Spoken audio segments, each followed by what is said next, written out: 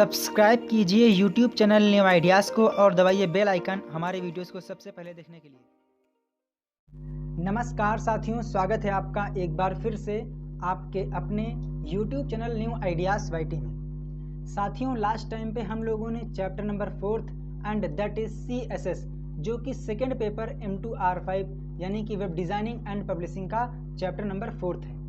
तो आपने इसमें CSS सीखी।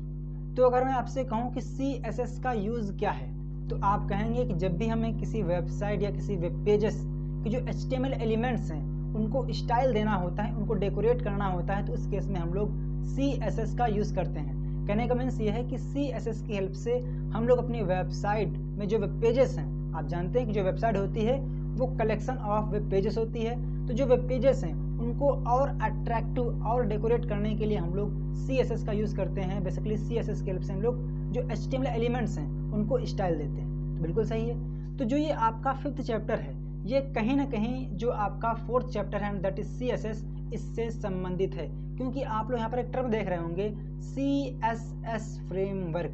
कहने का मीन्स ये है कि फ्रेमवर्क होता क्या है।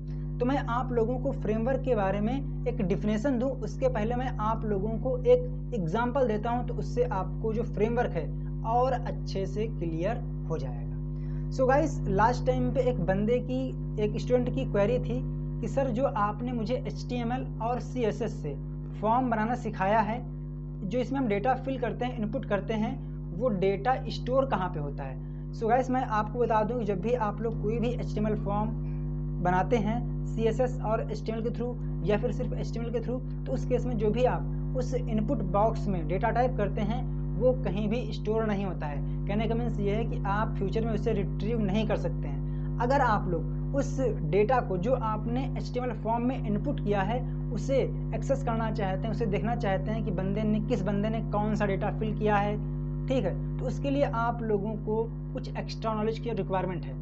तो आपके मन में क्वेश्चन आएगा कि वो रिक्वायरमेंट क्या है। तो मैं आप लोगों को एग्जांपल देता हूं, तो आपको और अच्छे से क्लियर हो जाएगा। तो शायद मेरे पास एक फॉर्म पड़ा होगा, एक फ़ोटो पड़ी होगी फॉर्म की, तो अगर मैं इसको ओपन कर लूँगा तो आपको समझ में और अच्छे से आएगा। तो ये रही फॉर्म।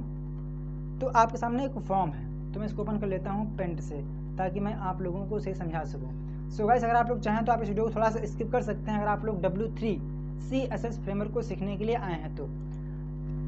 चूँकि क्वेरी है तो मेरा फ़र्ज बनता है कि मैं आप लोगों की जो क्वेरी उसको सॉल्व करूँ। तो फॉर एग्जांपल, आपने ये फॉर्म क्रिएट किया यूजिंग HTML या फिर HTML CSS। तो इस केस में आप चाहते हैं कि जो ये डेटा यहाँ पर फिल किया जा रहा है वो डेटा हम देख सकें कि किस बंदे ने कौन सा डेटा फिल किया है, उसको आप रिट्रीव कर सकते हैं, उस पर आप कोई भी ऑपरेशन परफॉर्म कर सकते हैं। तो उस केस में आप लोगों को यहाँ पर आवश्यकता होती है बैक एंड टेक्नोलॉजी की। साथियों, जो आपका सिलेबस है M2R5 में जो भी आप लोगों को इसमें सिखाया गया है, जैसा कि HTML, CSS फ्रेमवर्क, ठीक है, एंड इसके अलावा आपने पढ़ा, अभी आप पढ़ेंगे AngularJS। तो इनकी हेल्प से आप लोग सिर्फ और सिर्फ जिस प्रकार की वेबसाइट क्रिएट करेंगे वो आपकी कहलाएंगी फ्रंट एंड वेबसाइट। कहने का मीन्स ये है कि जो ये आपको सिखाई जा रही है टेक्नोलॉजी, ये सिर्फ और सिर्फ जो वेबसाइट का फ्रंट पेज होता है, जो फ्रंट एंड होता है, जिसे यूज़र देख सकता है, जिसके साथ में यूज़र इंटरेक्ट होता है, वो आप क्रिएट कर सकते हैं। इन टेक्नोलॉजी के थ्रू आप लोग इस फॉर्म में या फिर आप लोग डायनेमिक कंटेंट जनरेट नहीं कर सकते हैं। उसके लिए आप लोगों को सीखनी पड़ेगी बैक एंड टेक्नोलॉजी। क्या सीखनी पड़ेगी? Back and technology. क्या सीखना पड़ेगा? Back and technology. इसके अंदर आप लोगों को कम से कम कोई एक बैक एंड लैंग्वेज का नॉलेज होना चाहिए, चाहे वो आपकी PHP हो, ठीक है, चाहे वो आपकी ASP हो या फिर .NET हो या फिर Python हो, ठीक है। तो कहने का मीन्स ये है कि आपको इनमें से या अदर कोई बैक एंड लैंग्वेज के बारे में जानकारी होनी चाहिए, तभी आप यहाँ से जो डेटा है उसको उठा पाएंगे, या हम बोल सकते हैं कि आप डायनेमिक कंटेंट वाली वेबसाइट क्रिएट कर सकते हैं। बेसिकली अगर आप लोगों को फॉर्म का डेटा कहीं पे स्टोर करना है तो उसके लिए आप लोगों को रिक्वायरमेंट होगी एक डेटाबेस की। किसकी? डेटाबेस की, जहाँ पे वो डेटा स्टोर होगा। एक डेटाबेस चाहिए होगा, और उस डेटा से बातचीत करने के लिए आपको सीखनी पड़ेगी SQL यानी कि स्ट्रक्चर्ड क्वेरी लैंग्वेज। देन इसके अलावा क्या चाहिए आपको? तो आपने यहाँ पर वो सीख ही लिया है। साथ ही आपको चाहिए होगा एक सर्वर। क्या चाहिए होगा? सर्वर, क्योंकि जो ये आपके बैक एंड टेक्नोलॉजी होती है, चाहे आपकी PHP हो या फिर ASP हो, पाइथन हो, जावा हो, इन सभी का जो कोड है वो आपका सर्वर पर एग्जीक्यूट होके आपके सामने ब्राउज़र पर डिस्प्ले होता है। तो कहने का मीन्स ये है कि जो आपका सिलेबस दिया गया है उससे आप लोग सिर्फ और सिर्फ बैक एंड डेवलपर बन सकते हैं। अगर आप लोग मान लीजिए आप चाहते हैं कोई ऐसी वेबसाइट क्रिएट करना जिसमें जो कंटेंट है वो डायनेमिकली जनरेट हो, या फिर आप वहाँ से जो डेटा है उसको एक्सेप्ट कर सकें, अपने सर्वर पे स्टोर कर सकें, तो उस केस में आप लोगों को यहाँ पर बैक एंड का भी नॉलेज देना पड़ेगा। यानी कि आपको PHP, ASP, पाइथन, जावा, कई सारी लैंग्वेजेस है जिनके बारे में आपको, जिनमें से किसी एक के बारे में नॉलेज होना चाहिए, और साथ ही आप लोगों को SQL के बारे में भी नॉलेज होना चाहिए। सो गाइस, चूँकि मैं एक फुल स्टैक डेवलपर हूँ, क्योंकि मुझे फ्रंट एंड और बैक एंड दोनों की हेल्प से वेबसाइट क्रिएट करना आता है। सो हम चलते हैं अपनी टॉपिक की ओर, and that is W3 CSS framework. So let's start. So guys, अगर आपने वीडियो को लाइक नहीं किया है तो मेरी आपसे रिक्वेस्ट रहेगी कि आप इस वीडियो को लाइक कर दीजिएगा। तो सबसे पहले मैं यहाँ पर बनाता हूँ एक फ़ोल्डर। तो हमने यहाँ पे क्लिक किया, न्यू फोल्डर, और मैं इसका नाम रख देता हूँ फॉर एग्जांपल W3 CSS। ठीक, ओके। इस पर मैंने डबल क्लिक किया और मैं क्या करता हूँ, मैं यहाँ पर फाइल क्रिएट करता हूँ, एक HTML फाइल। तो मैं इसको यहाँ से क्लोज करके ओपन करता हूँ सबलाइम, एंड यहाँ से Ctrl+N और इसको Ctrl+S कर देता हूँ। डेस्कटॉप पे फोल्डर है मेरा, एंड इसमें बनाया था मैंने, फोल्डर का नाम क्या था, W3 CSS, और मैं इसका नाम रख देता हूँ फॉर एग्जांपल test.html। इसको हमने सेव कर दिया। ध्यान से समझिएगा तो आपको अच्छे से क्लियर हो जाएगा। फॉर एग्जांपल आपने बनाया एक छोटा सा HTML पेज, ठीक। फॉर एग्जांपल आपने यहाँ पर लिखा एक हेडिंग के बारे में, आई एम हेडिंग, ठीक, आपने यहाँ पर लिखा। देन इसके बाद आपने बनाया एक नेविगेशन, ठीक है। फॉर एग्जांपल लिंक, आप जानते हैं कि उसके लिए आपको लिंक चाहिए होंगे, तो फॉर एग्जांपल एक href है, एंड हमने यहाँ पर लिंक दे दिया है फॉर एग्जांपल home.html। ये सब मैंने आपको सिखाया हुआ है कि ये लिंक क्या होता है, ये कैसे काम करता है। तो ये होम हो गया। इसकी मैं कॉपी क्रिएट कर लेता हूँ Ctrl+Shift+D से, एंड इसका नाम मैं कर देता हूँ फॉर एग्जांपल ये अबाउट वाला पेज है, ये मान लीजिए लॉगिन का पेज है, मान लीजिए ये कॉन्टैक्ट का पेज है, कॉन्टैक्ट नहीं, ठीक। और मैं इसको यहाँ से रिमूव कर देता हूँ, जो लिंक है उनको चेंज कर देता हूँ कॉन्टैक्ट के बाद यहाँ पे आ जाएगा लॉगिन, यहाँ पे आपका आ जाएगा अबाउट, एंड यहाँ पे होम, ठीक। इसको हमने सेव किया। अगर मैं आप लोगों को इसका आउटपुट दिखाऊं तो आप यहाँ पर देखेंगे कि आपके सामने जो इसका आउटपुट है कुछ इस टाइप से हो गया है, जो कि आप लोग ब्राउज़र पर देख पा रहे होंगे। यहाँ पर सिंपल तरीके से होम, अबाउट और लॉगिन कॉन्टैक्ट लिख के आ चुका है। बिल्कुल बात सही है। अगर आप लोगों को इसे डेकोरेट करना है, इसको स्टाइल देनी है, तो आप क्या करेंगे, यहाँ पर जाएंगे हेड सेक्शन में और यहाँ पर एक टैग लगाएंगे, and that is style tag. And इसके बाद जो भी CSS, जो भी स्टाइल लिखनी होगी आप यहाँ पर लिख देंगे। चूँकि हमें एक लिए लिखनी है स्टाइल, तो मैं यहाँ पर मान लीजिए बना देता हूँ एक क्लास। फॉर एग्जांपल क्लास का नाम है लिंक डी मतलब समझते हो, लिंक डी, ठीक है। ये लिंक डी क्या है, लिंक डी क्लास है। और आप जानते हैं कि जब भी हम लोग CSS में क्लास के थ्रू स्टाइल अप्लाई करते हैं तो हम लोग वहाँ पर डॉट सिंबल से स्टार्ट करते हैं उस क्लास का नेम। तो यहाँ पर लिख दिया डॉट लिंक्ड, और मैंने यहाँ पर लिख दिया कि फॉर एग्जांपल जो लिंक है उसका जो टेक्स्ट का डेकोरेशन है वो मुझे रखना है नन। क्या रखना है, नन, क्योंकि आप जानते हैं कि अगर आपने कोई वेबसाइट विजिट की होगी, और आपने की भी होगी, तो आप देखते हैं जो वहाँ पर लिंक होते हैं, लिंक में कहीं भी अंडरलाइन आपको नहीं से होती है, खासकर मेन्यू बार में। तो मैंने कर दिया है टेक्स्ट डेकोरेशन नन, एंड इसके बाद हमने यहाँ पर कर दिया है फॉर एग्जांपल जो फॉन्ट का वेट है वो मैं कर देता हूँ 800, एंड इसके बाद जो फॉन्ट का कलर रहेगा, यानी लिंक का कलर रहेगा, वो मैं कर देता हूँ फॉर एग्जांपल रेड, एंड इसके अलावा जो पैडिंग है मैं कर देता हूँ 10 पिक्सल। तो ये हमने सेव कर दिया। लेकिन जो ये स्टाइल है ये अभी अप्लाई नहीं होगी, क्यों? क्योंकि अगर मुझे इस CSS को, इस स्टाइल को यूज़ करना है तो इस केस में क्या करना होगा, इस क्लास को उस एलिमेंट के साथ में लिंक करना होगा। तो इसको मैंने ऐसे कॉपी कर लिया है। जब मैं यहाँ पर जाता हूँ सीधा लिंक के अंदर, और आप जानते हैं कि अगर आप लोगों ने क्लास के थ्रू स्टाइल अप्लाई करनी है तो उस केस में आप लोग यहाँ पर लिखते हैं क्लास के बाद इक्वल लगा दीजिए, एंड यहाँ पर आपने यहाँ पर लिख दिया फॉर एग्जांपल उस क्लास का नाम क्या था, लिंक्ड, तो मैंने यहाँ पर लिख दिया है। अब हमें क्या करना है, चूँकि हमें यही स्टाइल जितने भी लिंक हैं सब पे अप्लाई करना है, तो मैं इसको यहाँ से कॉपी कर लेता हूँ। कॉपी करने के बाद जहाँ पर भी मुझे अप्लाई करना है मैं वहाँ पर इसको पेस्ट कर दूँगा। तो इसको हमने यहाँ पर पेस्ट कर दिया है, एंड इसको हमने यहाँ पर पेस्ट कर दिया है, एंड इसको यहाँ पर भी पेस्ट कर देते हैं। इसको हमने सेव किया।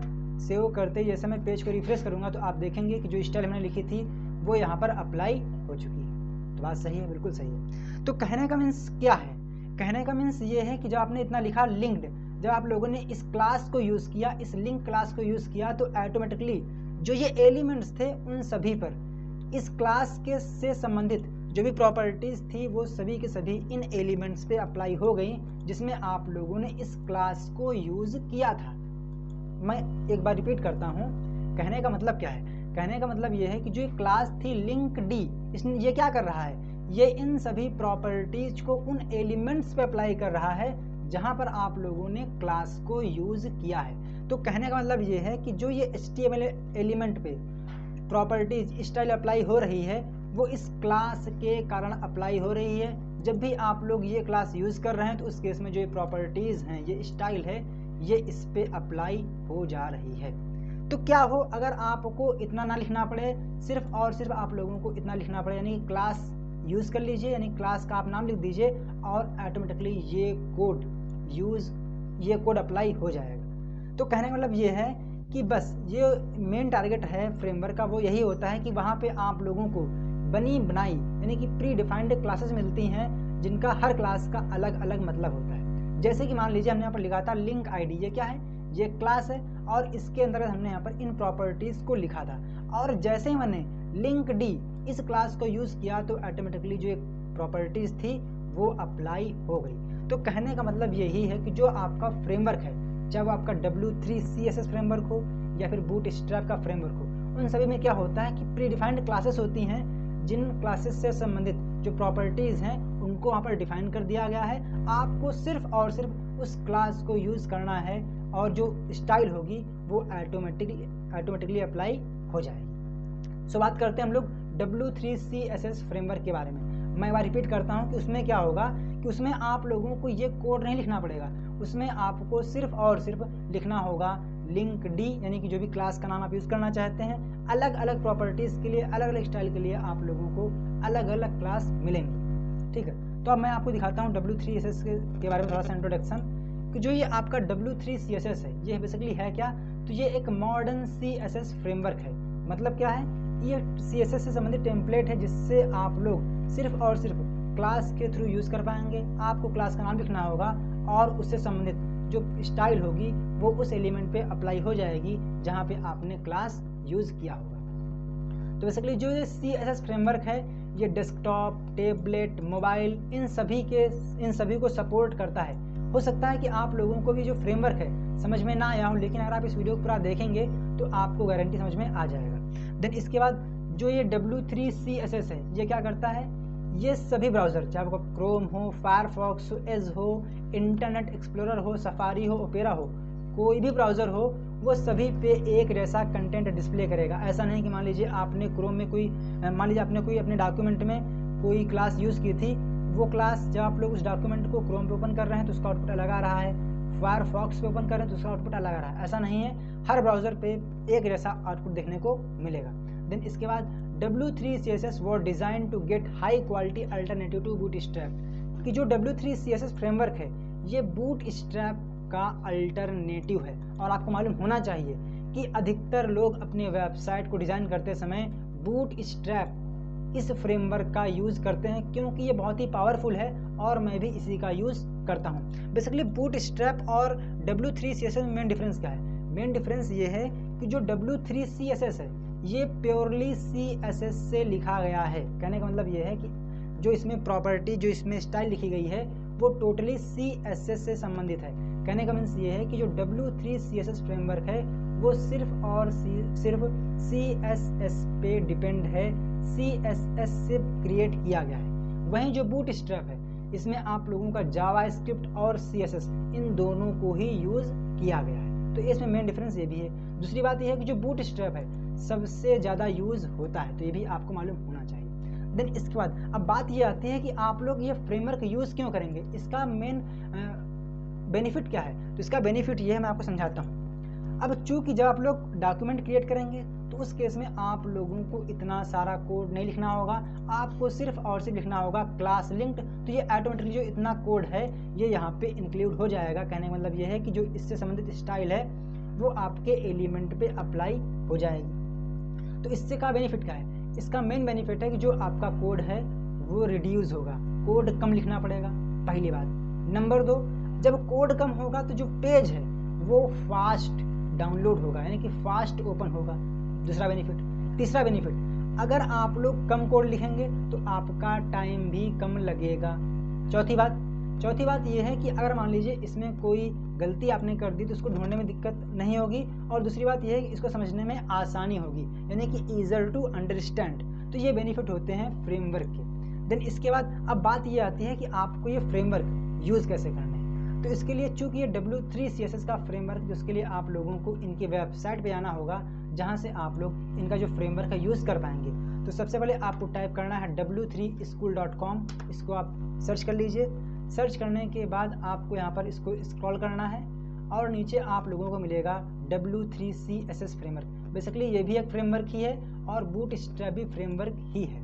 देन इसके बाद जो मेन इसका मोटिव है W3 CSS फ्रेमवर्क का, यानी कि अपने वेब पेजेस में फ्रेमवर्क को यूज़ करने का, वो ये है कि ताकि हम लोग रिस्पॉन्सिव वेब पेज क्रिएट कर सकें। अब बात ये आती है कि भाई साहब ये रिस्पॉन्सिव वेब पेज क्या होते हैं? तो इसका मतलब ये है कि फॉर एग्जांपल आपने कोई वेब पेज क्रिएट किया, फॉर एग्जांपल ये वेब पेज है, तो इस केस में अभी मैं डेस्कटॉप पे ओपन कर रहा हूँ तो ये सही से ओपन हो रहा है। हो सकता है कि जब आप इस पेज को अपने मोबाइल पे ओपन करें, क्योंकि उसकी जो स्क्रीन है वो हमारे कंप्यूटर की स्क्रीन से छोटी है, तो इस केस में जो कंटेंट है वो हो सकता है सही से डिस्प्ले ना हो और सही से डिस्प्ले होगा भी नहीं। तो कहने का मतलब ये है कि जो आप वेब पेज क्रिएट कर रहे हैं वो ऑटोमेटिकली हर एक स्क्रीन के हिसाब से सही से डिस्प्ले हो, उसको हम बोलते हैं रिस्पॉन्सिव वेब डिज़ाइनिंग, यानी कि रिस्पॉन्सिव वेब डिज़ाइनिंग। कहने का मतलब ये है कि जो आपका वेब पेज है, जो वेबसाइट है, वो हर डिवाइस में, चाहे आप उसको पोर्ट्रेट में देखें या फिर लैंडस्केप में देखें, टैबलेट में देखें या फिर मोबाइल में देखें या फिर लैपटॉप पे देखें या फिर डेस्कटॉप पे देखें, वो प्रॉपर तरीके से डिस्प्ले हो जैसे हर एक डिस्प्ले पे ओपन हो रही थी। तो इसका मेन पर्पज़ ये भी है। तो आपको सिंपली यहाँ पे आना है इनकी वेबसाइट पे और मिलेगा ऑप्शन W3 CSS और मिलेगा ऑप्शन लर्न W3 CSS, इस पर क्लिक कर दीजिए। इस पर क्लिक करने के बाद आप लोगों को यहाँ पर कुछ जानकारी दी, इसको आप पढ़ सकते हैं। एंड इसके बाद आपको मिलेगा ऑप्शन यहाँ पर। दूसरी बात ये है कि ये भी है कि जो W3 CSS फ्रेमवर्क है ये कम्प्लीटली फ्री है। कहने का मतलब ये है कि आप लोगों को इसके लिए पेमेंट नहीं करना। तो बेसिकली जो W3 CSS है इसे हम लोग दो तरीके से यूज़ कर सकते हैं। अब चूँकि आप एक लोकल होस्ट के तरीके काम करेंगे, कहने का मीन्स ये है कि जो आप वेब पेज क्रिएट करेंगे उसे आप सिर्फ और सिर्फ अपने कंप्यूटर में देखेंगे, तो उस केस में आप लोग जो W3 CSS है इसको डाउनलोड कर सकते हैं। लेकिन अगर आप लोग यही काम कर रहे होते एज आ बिजनेस, तो उस केस में आप लोगों को यहाँ पर इसकी रिक्वायरमेंट नहीं होती, बल्कि आप लोगों को यहाँ पर इनका जो CDN है उससे काम करना पड़ता है। तो कहने का मतलब ये है कि अब इसके तरीके क्या हैं? तरीका इसका ये है कि सबसे पहले या तो आप क्या कीजिए, इस लिंक को यहाँ से कॉपी कर लीजिए, इस लिंक को यहाँ से कॉपी कर लीजिए, इसको हमने यहाँ से कॉपी कर लिया है, Ctrl+C। देन इसके बाद इसको मैं यहाँ से डिलीट कर देता हूँ, ठीक है, इसको मैं यहाँ से डिलीट कर दिया एंड इसको भी यहाँ से हमने डिलीट कर दिया।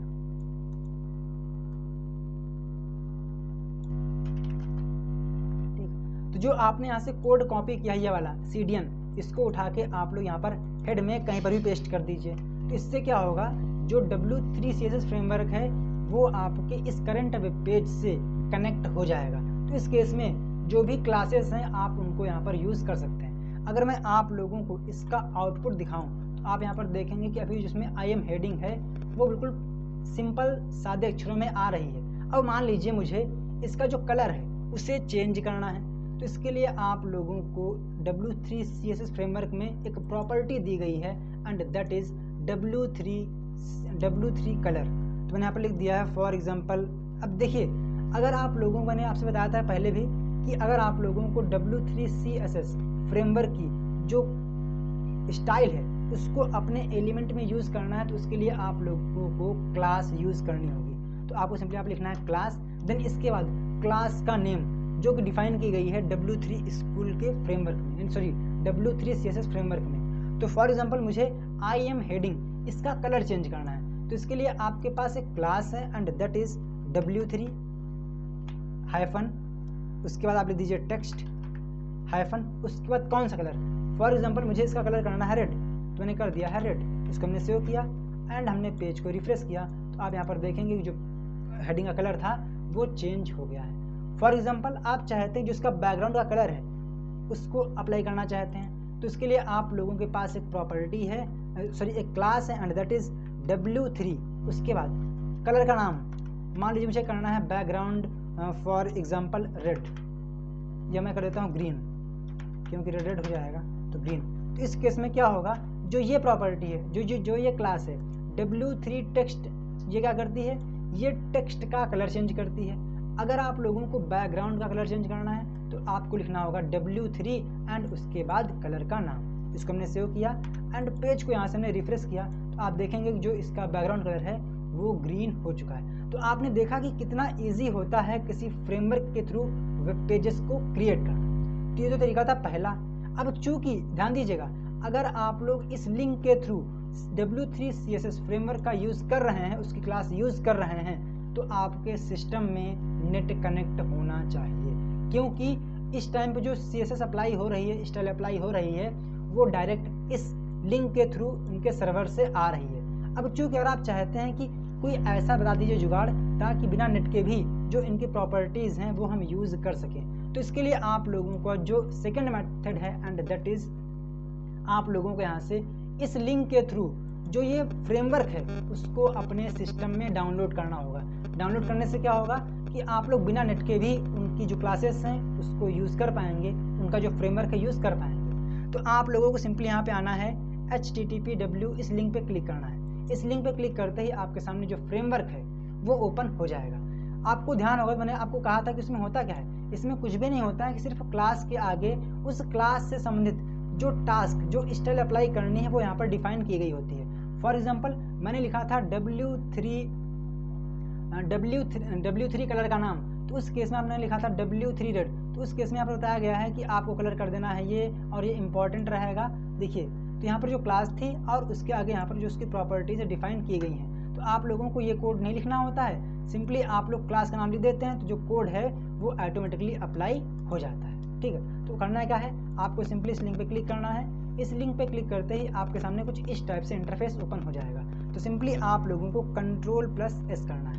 Ctrl+S करते ही आपसे पूछेगा कि आप इसको कहाँ पर सेव करना चाहते हैं। तो मैं इसको डेस्कटॉप पे जो मैंने बनाया था फोल्डर, मैं उसके अंदर इसको सेव कर लेता हूँ। तो इस पर मैंने क्लिक किया और सिंपली आप लोगों को उसको सेव पे क्लिक कर देना है, इसमें कोई भी कलाकारी नहीं करनी। तो इसको आप सेव कर दीजिए। सेव करते ही जो ये फ्रेमवर्क है ये आपके सिस्टम में सेव हो जाएगा। अब करना है कि अब बात ये आती है कि आपको इससे यूज़ कैसे करना है। तो यूज़ करने के लिए आपको सिंपली कुछ भी नहीं करना है, जाइए आप लोग अपने यहाँ पर हेडर टैग के अंदर और आप इसको यहाँ से मैं कमेंट आउट कर देता हूँ। ठीक, तो आपको सिंपली यहाँ पर लिखना है लिंक एंड इसके बाद href के अंदर लिखना है w3.css। ठीक, इसको हमने सेव कर दिया।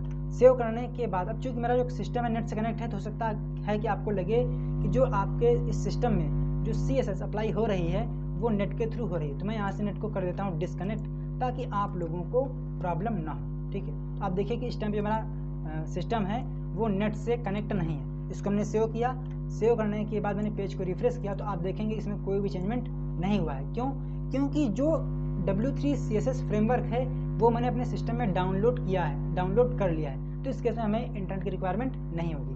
तो आपको समझ में आया होगा कि एक्चुअल में W3 CSS फ्रेमवर्क है क्या। कहने का मतलब ये है कि इसमें बने बनाए टेम्पलेट हैं, प्री डिफाइंड क्लासेस हैं, जिनको आपको सिर्फ क्लास का नाम के थ्रू आप उन प्रॉपर्टीज़ को एक्सेस कर पाते हैं। तो हम लोग बात कर लेते हैं सबसे पहला topic and that is W3 CSS colour. कि अब मान लीजिए आपके पास कोई HTML एलिमेंट है, उस पर कलर अप्लाई करना है, तो आप क्या करेंगे, उसके लिए आपके पास कौन कौन सी क्लासेस हैं। तो फॉर एग्जांपल अगर हमें क्या करना है, किसी भी HTML एलिमेंट का कलर चेंज करना है, तो आपके पास प्रॉपर्टी है, आपके पास क्लास है and that is W3 hyphen उसके बाद कलर का नाम। तो हमने यहाँ पर मान लीजिए मेरे पास कोई पैराग्राफ है, इसको मैं ऐसे रिमूव कर देता हूँ। फॉर एग्जांपल मेरे पास कोई पैराग्राफ है, मैं यहाँ पर ले लेता हूँ रैंडमली।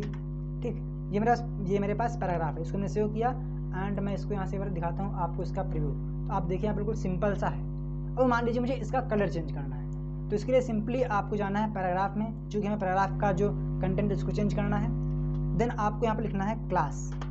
क्लास लिखने के बाद अब क्लास के अंदर लिखना पड़ेगा क्लास का नाम, चूँकि हमें इसका कलर चेंज करना है और आपके पास एक क्लास है and that is W3 colour का नाम। तो मैंने यहाँ पर लिख दिया है W3 मान लीजिए मुझे इसका कलर करना है ब्लू, तो हमने कर दिया है W3 ब्लू। इसको हमने सेव कर दिया, इसको यहाँ से रिफ्रेश किया तो आप देखेंगे जिस पेज का कलर है, सॉरी हमें क्या करना था, टेक्स्ट का कलर चेंज करना था। तो आपको लिखना होगा W3 टेक्स्ट कलर। क्या लिखना होगा, W3 टेक्स्ट कलर का नाम। तो हमने लिख दिया W3 टेक्स्ट ब्लू। इसको हमने सेव किया एंड हमने यहाँ से इसको रिफ्रेश किया तो आप देखेंगे कि जो टेक्स्ट का कलर था वो ब्लू हो चुका है। तो ये तो बात थी टेक्स्ट का कलर चेंज करने की। अगर आप लोगों को किसी भी HTML एलिमेंट का बैकग्राउंड चेंज करना है तो आप लोगों के पास एक प्रॉपर्टी है and that is W3 colour. तो हमने यहाँ पर लिख दिया है W3, ठीक, W3 आपको थोड़ा स्पेस देना होगा हर क्लास के बीच में। W3 कलर का नाम, फॉर एग्जांपल मैंने कर दिया है वाइट, ये मैं कर देता हूँ ग्रीन, ये येलो सही रहेगा, येलो कर देता हूँ येलो। इसको हमने सेव कर दिया।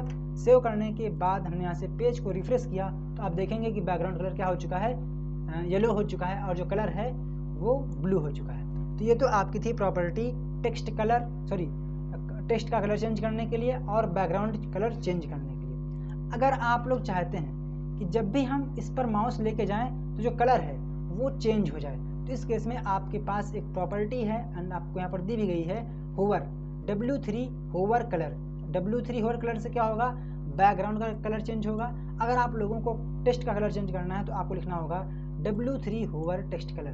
तो फॉर एग्जांपल मैंने कहा कि जो टेक्स्ट का कलर है वो तो ब्लू रहेगा, लेकिन जब हम इस पे माउस का कर्सर लेके जाएं, ठीक है, तो उस केस में यानी कि W3 होवर टेक्स्ट का जो कलर है होना चाहिए वाइट। क्या होना चाहिए, वाइट। और जैसे मैं इस कर्सर को लेके यहाँ पर जाऊँगा तो इसका कलर है वो चेंज हो जाएगा एंड दैट इज़ वाइट, क्योंकि हमने यहाँ पर किया था कि जब भी होवर किया जाए तो जो टेक्स्ट का कलर है वो वाइट हो जाए। देन इसके बाद आप चाहते हैं जो इसका बैकग्राउंड है वो कलर चेंज हो, तो इसके लिए आपके पास प्रॉपर्टी है and that is W3 hover and इसके बाद कलर का नाम। तो मैंने कर दिया है फॉर एग्जांपल की जो कलर है वो होना चाहिए रेड। इसको हमने सेव किया, तो सेव करते ही इसको हमने यहाँ से रिफ्रेश किया तो उस केस में अभी आप देखिए क्या है, बैकग्राउंड येलो है और कलर क्या है टेक्स्ट का ब्लू है। और जैसे मैं इसमें कर्सर लेके जाऊँगा तो जिसका कलर है वो वाइट हो जाएगा और बैकग्राउंड रेड हो जाएगा। तो मुझे आशा है कि आप लोगों को जो W3 CSS फ्रेमवर्क है थोड़ा बहुत समझ में आ रहा होगा, क्योंकि ये स्टार्टिंग है तो हो सकता है कि आपको कुछ बाउंस भी हो गया हो।